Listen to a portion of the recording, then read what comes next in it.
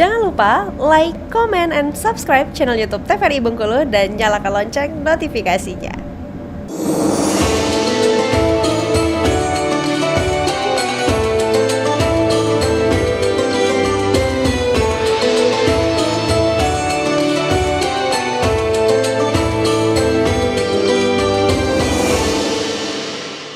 Wabarakatuh, pemirsa.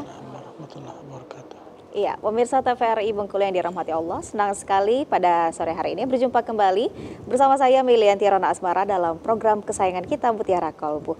Pada sore hari ini Mutiara Kolbu mengangkat tema yakni perbuatan apa saja yang merusak amal ibadah.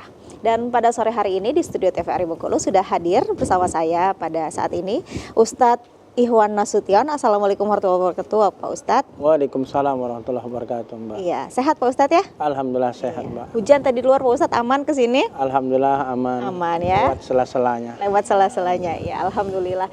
Sudah hadir juga ibu-ibu dari Majelis Taklim An-Naba Dharma Wanita, ibu-ibu ya. Ya, assalamualaikum warahmatullahi wabarakatuh. Iya, sehat-sehat Bu. Sehat, semangat Bu sore hari ini ya. Udah nyiapin pertanyaan-pertanyaan untuk Pak Ustadz juga Bu ya. Iya baik, pemirsa TVRI Bengkulu, seperti yang kita ketahui pada sore hari ini tema kita adalah perbuatan apa saja yang merusak amal ibadah. Allah Subhanahu Wa Taala telah menghimbau, telah memberikan kewajiban kepada kita sebagai umat Islam untuk beribadah kepadanya. Dalam menjalankan sebuah ibadah, seorang mukmin tentunya kita berharap pahala dari Allah Subhanahu Wa Taala. Tapi di sela-sela kegiatan aktivitas beribadah, kadang saja ada kalanya kita melakukan kesalahan-kesalahan yang dapat merusak amal ibadah kita itu sendiri.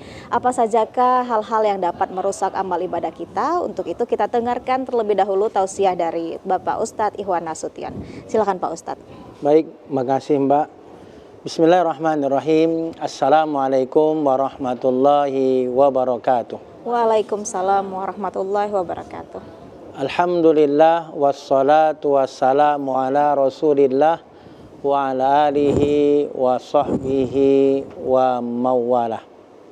Amma ba'du, qala Allah ta'ala fi kitabihil karim, a'udzu billahi minasy syaithanir rajim. Bismillahirrahmanirrahim. Wa ma khalaqtul jinna wal insa illa liya'budun. Tidaklah aku ciptakan jin dan manusia kecuali untuk beribadah menyembah kepadaku, kata Allah. Quran surah Az-Zariyat ayat 56. Ibu-ibu Majelis Taklim An-Naba yang berada di studio dan seluruh pemirsa TVRI Bengkulu dimanapun berada. Pada kesempatan ini kita akan membahas apa saja yang menjadi perusak amal ibadah. Kita diperintahkan oleh Allah itu untuk beribadah menyembahnya. Tadi dalilnya Quran surah Az-Zariyat ayat 56. Tetapi terkadang kita sudah beribadah dan ternyata ibadah itu kita yang merusak. Jadi ibarat katakanlah kayu itu lapuk gara-gara rayapnya. Dinding cat dia menjadi hancur karena jamurnya. Besi rusak karena karatnya.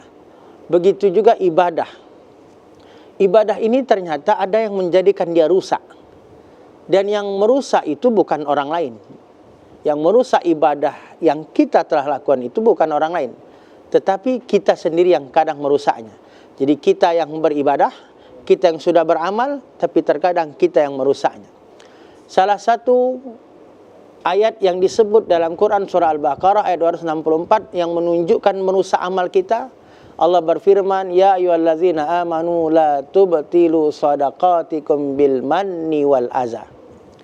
Hai orang-orang beriman, jangan kau rusak, jangan kau batalkan sedekahmu dengan mengungkit-ungkit, menyebut-nyebut dan dengan menyakiti. Dari ayat ini, jadi sedekah kita sudah sedekah. Tetapi terkadang sedekah itu kita yang merusaknya sehingga hilanglah pahalanya. Satu bil manni. Apa itu menyebut-nyebut, mengungkit-ungkit? Kalaulah tidak karena aku, tidak akan jadi ini bangunan. Dia menyebut, oh sedekah aku di sini 500 juta. Dia yang sudah beramal, tapi dia yang merusak amal dengan dia membanggakan amalnya, menyebut-nyebut kalaulah bukan karena aku. Dan juga azza itu dengan menyakiti. Maka kita kadang sudah sedekah, tapi kita rusak sedekah itu dengan menyakiti. Nih 100.000, tapi jangan lagi minta ke sini ya. Maka ini yang menyakiti orang yang menerima. Inilah diantara orang yang disebut oleh Allah, mereka yang sedekah, mereka yang beramal, tetapi mereka juga yang merusaknya dengan cara mengungkit, menyebut dan menyakiti. Dalam hadis disebutkan, diriwayatkan oleh Imam Ad-Dailami, kata Nabi, sittatu asya' tuhbitul a'mal. Ada di antara 6 perkara yang bisa merusak amal-amal. Jadi ibadah kita itu kita sendiri merusaknya. 1, al-istighalu bi'ubil khalqi.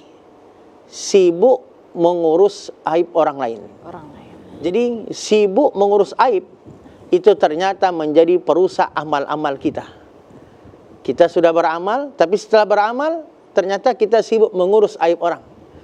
Mengurus aib orang itu bisa kita ghibah, kita bisa fitnah, dan itulah yang merusak amal kita. Maka kata Nabi, tuba liman syaghalahu aibuhu an uyubin nas. Beruntunglah orang yang sibuk mengurus aibnya sendiri tanpa dia memperdulikan aib orang lain. Itu yang disebut Nabi orang beruntung. Maka lawan beruntung, celakalah orang. Siapa yang sibuk mengurus aib orang lain dan dia lupakan aibnya sendiri. Ada nasihat itu oleh ulama, man nazara fi uyubin nas, siapa yang sibuk melihat aib orang lain, maka amiya an uyubi nafsi, maka dia akan buta dengan aibnya sendiri.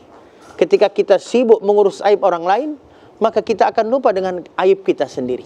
Maka siapa orang beruntung yang disibukkan ngurus aibnya, dia tidak peduli dengan aib orang lain.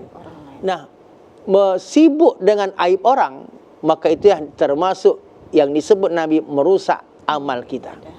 Selanjutnya dalam hadis, apalagi merusak amal itu, qaswatul qalbi, keras hati atau sombonglah. Keras hati itu orang tak mau menerima kebenaran, tak mau dia menerima nasihat. Alangkah baik menjadi orang benar, tapi tidak baik ketika merasa benar. Sehingga dia menjadi sombong karena diberi nasihat dia merasa benar padahal dia salah. Maka ini yang disebut qaswatul qalbi, keras hati. Tidak mau diberi nasihat, tidak mau dia menerima masukan karena kesombongan dia merasa benar. Maka ternyata hati keras pun menjadi perusak amal. Termasuk yang ketiga, dalam hadis itu disebutkan apa aja yang merusak amal? Hubbud dunya, terlalu cinta kepada dunia. Sehingga betapa banyak orang beramal, tapi karena cinta dengan dunia, amalnya hanya sekedarnya. Dia sholat, tapi karena terlalu cinta kepada dunia, sholatnya hanya sekedarnya. Dia sholat, tapi karena sibuk dengan dunia, dia sholat ala kadarnya, dia sholat secepatnya untuk mengejar dunianya.